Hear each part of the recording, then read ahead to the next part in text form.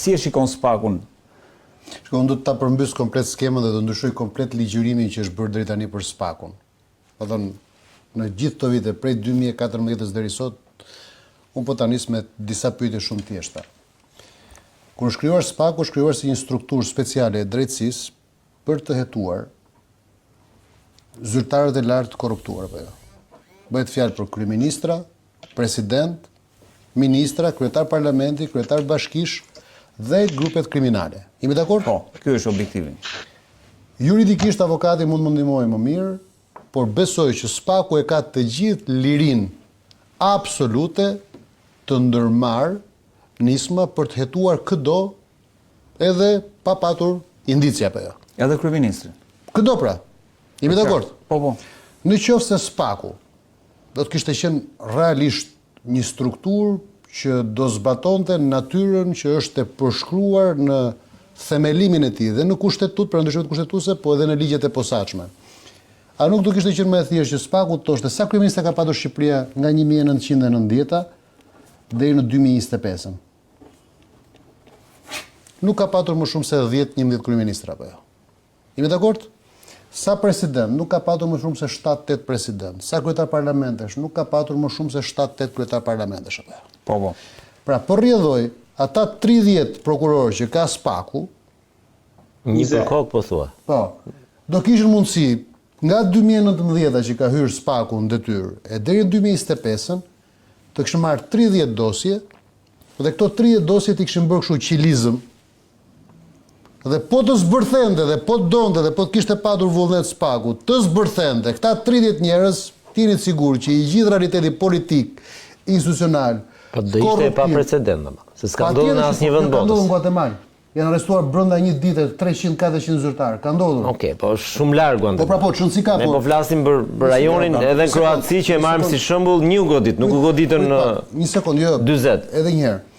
Tani njerëzit nuk goditen sepse hapja e hetimit nuk do të thotë që qëllimi është goditja. Qëllimi është që ti të zbulosh të vërtetën. Pra parimisht po flasim për atë që është parimi. Po, në rregull si parimi jemi dakord. Në qoftë sepse ku jemi ne sot? Ne po themi të zëm, edhe ne edhe unë jam mbështetës i SPAK-ut për shembull. Unë kam thënë, unë jam mbështetës i SPAK-ut. Unë jam mbështetës jo i SPAK-ut kështu si është, po i SPAK-ut si ide në parim apo jo. Por nga ana tjetër unë jam ai njeriu që kam thënë gjithmonë, SPAK-u s'mund të jetë diga e vetme. Çka kanë bërë këta për shembull? E nisën me nismëthurje këta, lojën. Ços sa më shumë dosje tek SPAK-u. Pastaj filluan të gjithë, shko Tauland Balla, shko Gaz Bardhi, shko tjetri. Neve njërë 3 ditë kemi lajme që deputet, politikan, kryetar partish çojnë dosje në SPAK. Dhe sa janë bërë? Janë bërë një 3000 dosje në SPAK, apo që 30 prokuror as kanë shanse t'i prekin dot me dorë. Dhe neve shohim dhe presin tani çfarë po bën SPAK-u, çfarë do bëj SPAK-u. Deri ku do e çoj SPAK-u hetimin? A ka mundësi SPAK-u t'i shkojë thellë? A ka mundësi t'i shkojë deri në fund? A e ka seriozisht apo se ka seriozisht? A është selektiv apo s'është selektiv?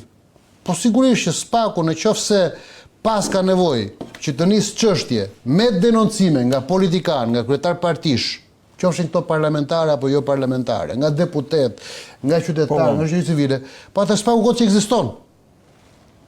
Kot që ekziston, më mirë mos të ekzistojë. Në qoftë se që nga e domosdoshme dhe që nga e nevojshme që të pres denoncime. Sepse çfarë ka bërë kjo tani? Ne po shohim tani sepse e bëra gjithë të për të thënë që SPAK-u është kthyer në një tjetër foltore politike. Kjo që ndodh. Për Berishën. Për këdo më burr. Po të gjithë dhe politikanë që aty japin konferenca shtypi para SPAK-ut më. Ata sikur shkojnë për vizitë tek Babamondi, jo sikur shkojnë SPAK-u më. Të gjithë aty me gazetar me vete. Ku ka ndodhur më në botë që të shkojnë politikanët në prokurori për të... Po përbën interes për gazetarët? S'ka rëndësi pra, po krijimi i SPAK-ut si një platformë politike, nuk po diskutoj rolin e gazetarëve këtu. Po, askush nuk ka dhënë detaje nga hetimi. S'ka pikë rëndësie, në momentin që ai oborri para SPAK-ut, është kthyer në një tend që ka zvendësuar një tjetër platformë, ka krijuar një foltore politike. Po ku është e keqja e kësaj, Eren? Po sepse kjo tregon që nuk ka seriozitet pra, kjo tregon që nuk është se është qëllimi i vërtet, ajo që njerëzit kanë në imagjinat. E kupton qëllimi i vërtet? Se po është negociat me publikun pra. A është negociat me publikun? Sepse në qoftë se SPAK-u do kishte një qëllim, gjë e parë do duhet bënë SPAK-u do duhet përcaktonte ato që janë prioritetet dhe këto prioritetet duhet shpalleshin. Edhe këto duhet ta bënte dhe ambasada amerikane. Këto duhet ta bënin dhe Bashkimi Evropian. Dhe thonë, nise pak me kryeministrat. Po të shkridi ka tani që ti ta nisësh nga bishti i kavallit.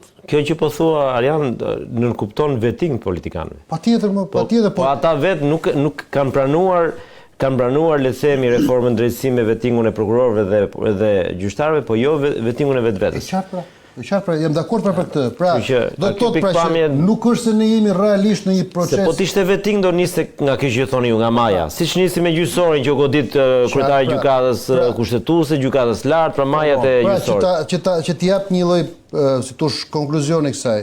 Ne nuk jemi në një situatë kur njerëzit kanë krijuar imagjinatën e gabuar se SPAK-u është antipolitik. Pra SPAK-u anti kësaj politikës që ne kemi këto 35 vite. Jo. SPAK-u është një tjetër element që balancon forcat brenda politikës. Kështu e shoh unë. Thjesht po balancon dhe nuk balancon në çfarë mënyrë. Po balancon pra sepse gjithmonë kur godet më të dobët, shiko ka një parim që është jo vetëm shqiptar, është universal dhe ka ndodhur gjithmonë në regjime autokratike, diktatoriale apo hibride. Ata që zotrojnë pushtetin gjejnë gjithmonë mekanizmat për të negociuar me njëri tjetrin vazhdimsinë dhe mbrojnë njëri tjetrin. Dhe në përgjithësi, kur loja bëhet dhe del përtej mundësisë tyre për të kontrolluar, futen faktorë të rinj, të cilët e dinamizojnë lojën dhe ata lëshojnë aktor brenda lojës, pra ribalancojnë. E rëndësishme është kuptohet kjo gjë që janë pak njerëz që janë realisht zotrit e sistemit. Pak, shumë pak. Pjesa tjetër janë expendable, janë të shpenzueshëm. E ke kollaj pse thua pak, kemi Rama dhe Berishën, sistemi menaxhohet nga këto dy, ne kemi stërthënë. Pjesa tjetër pastaj janë të shpenzueshëm. Ktu dalim tek ajo teza ime që ja fut kot opozita kur thot regjimi Ramës, sepse opozita ka pjesën tjetër të regjimit. Po, unë për vete e kam thënë. Jemi në rregull me këtë besoj. Unë për vete e quaj regjimi skuthokratik. Pse regjimi skuthokratik? Sepse është një regjim që ndryshe flet, ndryshe shfaqet, ndryshe vepron në pabesi dhe në... Pra, Arjan, po thua që SPAK në këtë Megjithatë, vetëm të ndryj pak.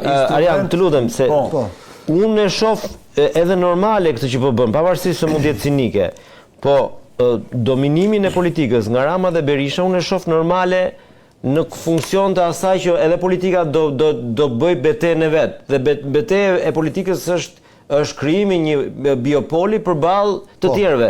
Dhe këtu janë në lojë të dy, për mua nuk ka gjë të keqe. Mund mos jetë e moralshme, dakord, por po flasim për pragmatizëm politik. Ata janë në fushë, në betejë dhe normalisht që nuk do azjesoj njëri tjetrin. Pra harrohet i që Berisha ta azjesoj Ramën dhe Rama Berishën. Jo, jam dakord. Vetëm mos harroni mekanizëm për i largu këta nga pushteti. Jo, vota vetëm. Nuk ka mekanizëm. Vetëm vota. Ka mundësi. Vota është mekanizmi që duhet i largojë. Drejtësia nuk mund të jetë drejtësia, sepse drejtësia i bie që të luaj për hesabin e vet. Nuk funksionon kështu. Ja Denis me 5 fjali do ta jap përgjigje për këtë gjë. Shiko pak tani. Ka ndodhur gjithmonë që në vende post-komuniste, post-diktatoriale, post-koloniale, post-traumatike, liderët që kanë ardhur, çfarë kanë bërë? Ata kanë qenë liderë që kanë administruar virtytet e shoqërisë, imagjinatën, kreativitetin, pra i kanë dhënë shoqërisë liri që ajo të rikuperojë. Sepse gjithmonë regjimet diktatoriale çfarë bëjnë? Shkatrojnë identitetin, substancën sociale, organizimin, pra qytetarët janë të paaft të sillen demokratikisht kur janë mësuar për një periudhë gjatë diktatorialisht, kupton? Liderët që ne patëm mbas 90-s, nuk është se ata morën përsipër të jenë liderë të ndritur që japin mundësi shoqërisë shqiptare, qytetarit shqiptar që ai të ndërtohet, të rikonstruktojë identitetin e tij. Përkundrazi, ata i ranë qylit, ata thanë, po, këta e kanë identitetin e shqyer, kështu që ne do administrojmë veset e këtyre, ne do administrojmë më të këqijat e këtyre dhe do t'i fusim këta në rresht. Pra, procesi i votimit nuk është zgjidhje. Imagjinata që u krijua me SPAK-un, dhe këtu kanë një faj të rëndë, duhet ta dëgjojnë me vëmendje. Ka një përgjegjësi të rëndë perëndimore, qoftë Shtetet Bashkuara të Amerikës, qoftë Bashkimi Evropian. Futja e SPAK-ut ndërtoi imagjinatën e gabuar se ndoshta drejtësia, po unë e kam thënë gjithmonë dhe si mbështetës së SPAK-ut, unë e kam thënë që një shoqëri që e ka shpresën tek çetiçi është e mirë. Shoqëri duhet ta kenë shpresën tek mendimi. Tek mendimi një dhe tek alternativa. Në moment llogaritënie. Por SPAK-u, prit pak, SPAK-u duhet është komplementare. Shiko pak. E dikush ndryshimi i asaj sepse pse ja thash Almerit atë, sepse Almeri ka të drejtën në debat. Ajo që priste shoqëria edhe në këtë imagjinat e gabuar është që SPAK-u do balanconte fuqinë mes qytetarit dhe politikbërzve. Po.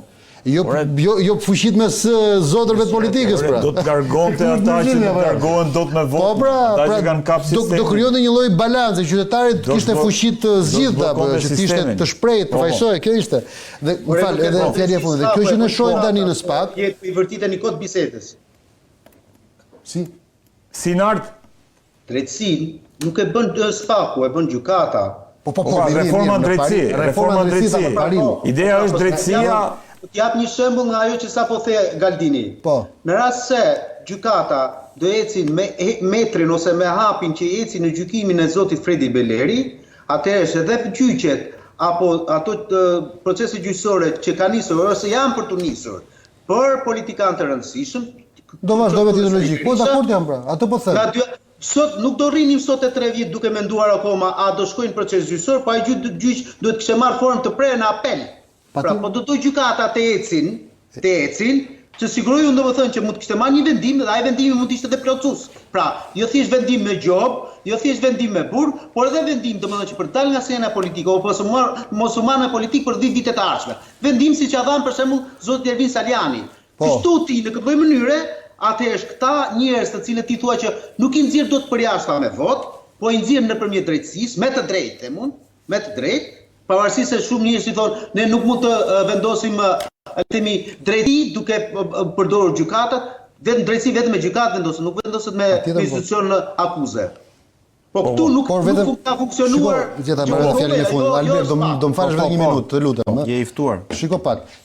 Dhe shiko do të jap një tezë, se faleminderit që ma the këtë se e plotësove këtë. Po e di pse reduktojmë ke SPAK-un, se është më e kuptueshme nga njerëzit, po unë jam krejt dakord që gjithë reforma drejtësia apo. Është për të vënë kapak e kisha. Po sakt. Shiu do të jap një tezë prapë të guximshme dhe të fortë. Pse unë mendoj që SPAK-u është për balancë pushteti mes sundimtarëve. Kur është arrestuar Ilir Meta? Në 21 tetor apo jo? Po. Jemi dakord? Po. Dhe u bë një arrestim kaq i fortë, kaq i ashpër sa që debati kryesor ishte si arrestohet presidenti i Republikës duke u drejtë për flokësh, për leckash, sigurisht një askush apo. Jemi dakord? Po. Por në Shtetet e Bashkuara të Amerikës sa ishin zgjedhjet në 5 nëntor? Po. Pra, Amosvall, Dyshja, Rama, Berisha kanë patur prezumimin që do fitonte Kamala, ç'a ishte ajo, si kishte emrin? Qamilja. Pra, kanë patur Kamala, po prezumimin që do fitonte Kamala Harris. Dhe ata i kanë bërë një dhuratë administratës Biden dhe potencialisht nëse do të vinte administratës Kamala Harris, duke i dhënë kokën e Ilir Metës në mënyrë spektakolare. Por ndryshuan kartat, në Washington fitoi Donald Trumpi.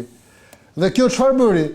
Kjo bëri që të dy zotrit e sistemit, e regjimit skutllokratik, do duhet patjetër të jepnin një dhuratë këtij të riut. Një kurban. Një kurban këtij të riut, dhe kush duhet? Duhet djali i dëshirës i George-it, paktën siç flitet në ligjërimin politik. Unë nuk jam i pjesë e këtij ligjërimi, po thjesht po përpiqem që të flas me ligjërimin e zakonshëm që flasin pjesa tjetër. Pra djali i dëshirës i George Sorosit ju hodh si dhuratë, si kurban, pra Erion Veliaj, administratës Trump.